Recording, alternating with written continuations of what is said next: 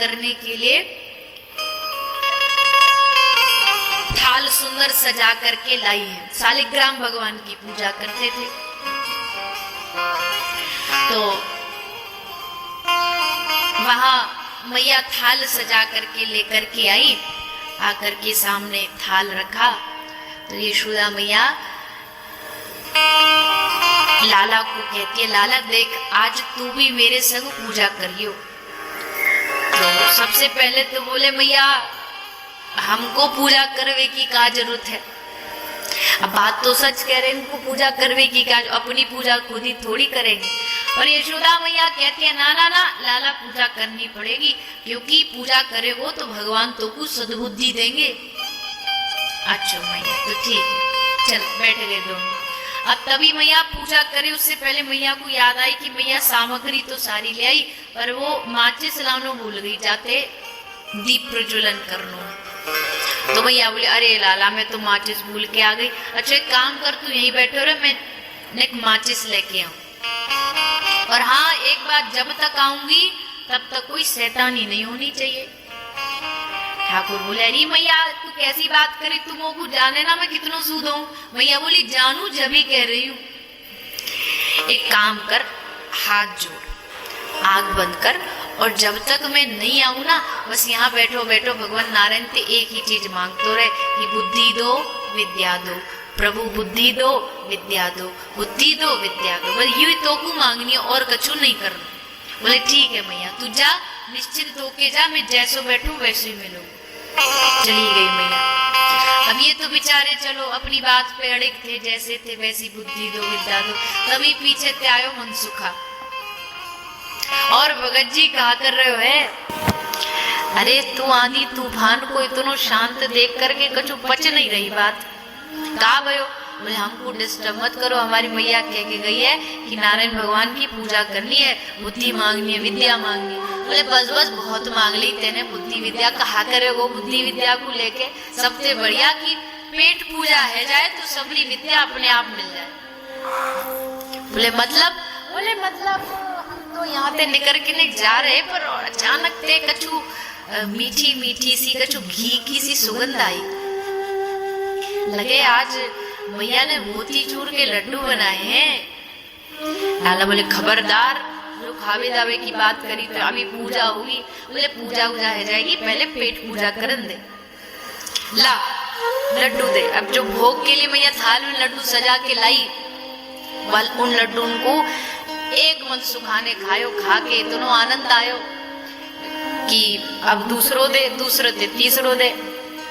और वैसे भी ब्राह्मण खाते हैं तो ब्राह्मणों का मानना है हमने खा लिया तो मतलब सीधा भगवान के,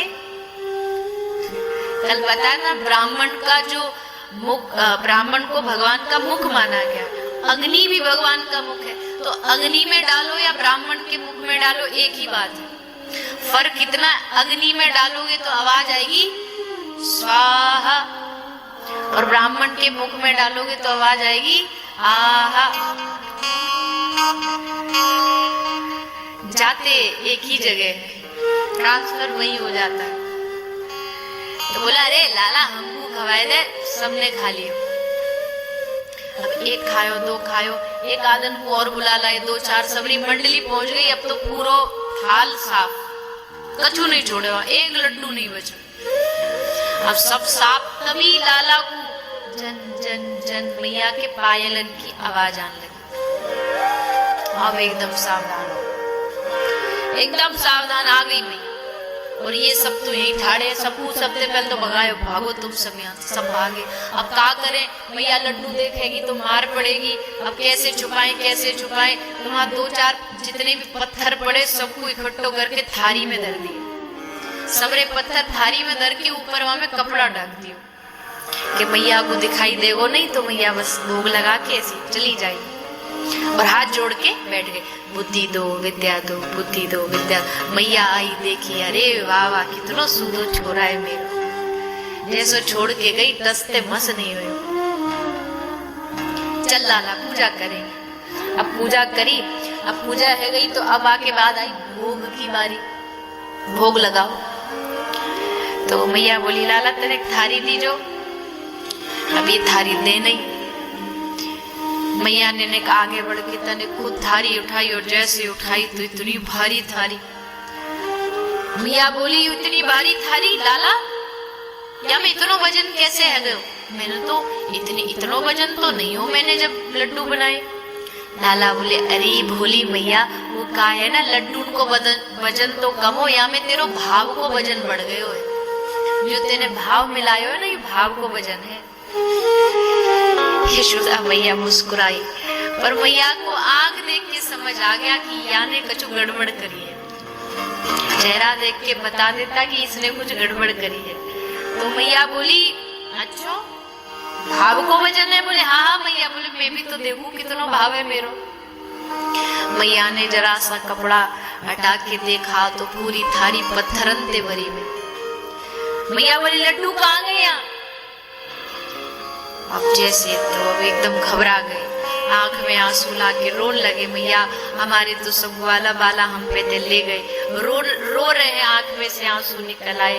जैसे प्रभु को रोता देखा ना, मूर्ति से साक्षात भगवान प्रकट हो गए। बोले नाना मैया तेरे छोरा ने नहीं खाया, यानी भोग लगाए तो हम ही तुम्हारे लड्डू को पा गए, तुम्हारे प्रसाद को हम नहीं पाए। ठाकुर जी रो रहे, बताओ तो सही। बिंदु महाराज कहते जिसकी वक्र भ्रकुटी के भय से सागर सप्त उबलते देखा, उसको ही यशोदा के डर से अश्रु बिंदु दृग ढलते देखा। जिसकी एक भ्रकुटी के हिलाने से सागरों में तूफान आ जाए, उबाल आ जाए, वो भगवान यशोदा की एक छोटी सी डांट से आंख में आंसू बहा रहे, रो रहे। ये प्रबल प्रेम के पाले पड़कर प्रभु को नियम बदलते देखा। अपनों मान भले टल जाए, पर भगत का मान ना टलते देखा। ऐसे अपना मान भले टल जाए, अपनी प्रतिज्ञा, अपना वादा, उनको उससे कोई होश नहीं, कोई मतलब नहीं। बड़ी सभा में घोषणा हो गई। दुर्योधन रोज कहता है दादा भीष्म को, आपने मेरे साथ धोखा किया, आप मेरे साथ धोखा कर रहे हो, तुम लड़ मेरी तरफ से रहे हो, लेकिन तुम्हारा मन पांडवों की ओर है। बताओ पितामह भीष्म जिस पक्ष से लड़े वो पक्ष जीते ना, ऐसे कैसे हो सकता है? तुम मन से नहीं लड़ रहे, तुम धोखा दे रहे। पितामह भीष्म ने कहा ठीक है, मैं पितामह भीष्म प्रतिज्ञा करता हूं, मैं कल युद्ध लड़ूंगा और इस अर्जुन को नहीं छोड़ूंगा। और हाँ, ये अर्जुन का जो रथ चलाता रहता है ना, ये ब्रज का ग्वाला, इसने भी कहा था कि मैं महाभारत के युद्ध में अस्त्र नहीं उठाऊंगा। आज तो गजब हो गया, एक तरफ भगवान की प्रतिज्ञा, एक तरफ भीष्म की प्रतिज्ञा। युद्ध शुरू हुआ। आज का युद्ध ऐतिहासिक होने वाला, इसलिए सारे देवगण आकाश में आके विमान लेके खड़े हो। देखें आज क्या परिणाम होने वाला है। दादा भीष्म की प्रतिज्ञा आज तक नहीं टूटी, क्या आज टूटेगी? भगवान तो साक्षात भगवान है, उनकी वाणी आज तक कौन तोड़ सका है? कौन जीतेगा, भीष्म या भगवान? सारे देवता आकाश मंडल में अपने अपने विमान लेके खड़े हैं। तभी युद्ध का शंखनाद हुआ, युद्ध आरंभ हुआ, और युद्ध होते ही आज दादा भीष्म ने 1 मिनट का समय नहीं दिया अर्जुन को संभलने का। बाण पे बाण, बाण पे बाण, इतने बाण चलाए कि पूरा शरीर लहूलुहान हो गया। अब तो हद हो गई, बाण चलाया, शिखर टूट गया, धीरे धीरे रथ टूटने लगा। भगवान कृष्ण ने देखा कि अब अर्जुन को आज दादा भीष्म जिंदा नहीं छोड़ेंगे। क्रोध में भरे रथ से कूदे, रथ का पहिया पकड़ा और एकदम क्रोध में भागे दादा भीष्म की। दौड़ने लगे उधर, देवताओं ने पुष्प वर्षा की। अरे दादा भीष्म जीत गए, दादा भीष्म जीत गए। आज उन्होंने अपनी प्रतिज्ञा पूरी कर दी, भगवान से अस्त्र उठवा दिया। तभी किसी ने भगवान से कहा प्रभु आपकी प्रतिज्ञा टूट गई, आपका वचन टूट गया, आपने अस्त्र उठा लिया। भगवान ने मुस्कुराते हुए कहा मेरा एक ही वचन है, मेरी एक ही प्रतिज्ञा है, अपने भक्त की प्रतिज्ञा को रखना ही मेरी सबसे बड़ी प्रतिज्ञा है। उसका वचन ना टले ये मेरी प्रतिज्ञा है, उसको मैं निभा रहा हूं। अपना मान भले टल जाए पर भगत का मान न टलने देगा। ऐसे प्रभु यशोदा मैया के सामने रोते हैं। यशोदा मैया डांटती है तो आंखें भीग जाती है। और तो और रुदंतम मुहुर नेत्र युग्मम व्रजंतम दामोदराष्टकम। दामोदर भगवान अपनी मैया के सामने खड़े हैं। मुहु श्वास कंपा त्रिरेखांक कंठ। मैया जब लाला ने मटकी फोड़ी तो कान पकड़ के डंडी लेके खड़ी है। एक बड़ा सुंदर चित्र है, पता नहीं आप लोगों ने देखा नहीं देखा। उसमें लाला बड़े छोटे से है, बहुत छोटे से, बहुत प्रसिद्ध भी है और नग्न अवस्था में ही है। छोटा सा गोपीन पहना है, थोड़ा सा श्रृंगार किया है और साथ में उखल रखा है। और यशोदा मैया एक हाथ में डंडी है और एक हाथ में लाला को डरा रही है। ठाकुर जी का चेहरा एकदम घबराया हुआ है, एकदम कंपित हुआ है। बोल भी रहे तो सांस भी कांप रही है। मुंह श्वास कंप त्रिरेखांक कंठ।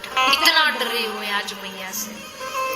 ऐसा रूप डर भी जिससे डरता हो वो अपने भक्त के सामने ऐसी लीला कर रहा है कि मानो कितना डरा है। ऐसा प्रेम का अवतार आज तक नहीं हुआ जो अवतार भगवान कृष्ण ने लिया है।